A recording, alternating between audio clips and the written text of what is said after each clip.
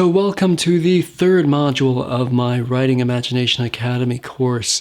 And this module is titled How to Revise, because in this module you will learn how to revise your story, what to analyze about your story, and how to change it to make your story truly measure up to the vision that you originally had when you first thought of your story. So revising is a lot more than just correcting grammar and spelling. There is several things to think about when you revise your story.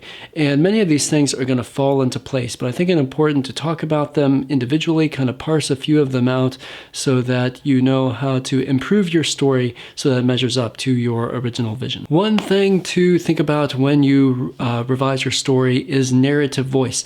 That is, what is the style that you're writing the story in?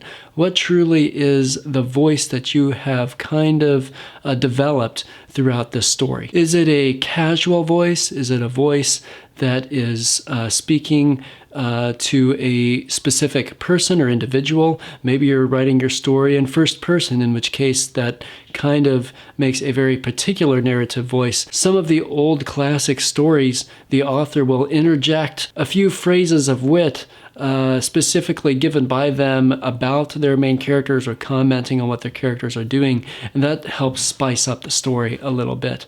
There are also many other forms and versions and variants of narrative voices. How do you summarize certain portions that need to be summarized and then focus mainly throughout the chapter on all the scenes that you want to focus on in your story? The most important thing is that your story has a consistent narrative voice throughout. You don't want to start your story off very melodramatic, and then in chapters 2 through the end of your story have a very lighthearted or comedic feel.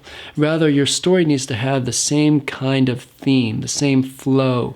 If that's adventure, then that's kind of an adventurous flow. If that's conversational or maybe a witty social critique, then it needs to be that throughout the entire story. However, this doesn't mean that your book can't have any variation. Like if it's begins serious and needs to be serious throughout the entire thing.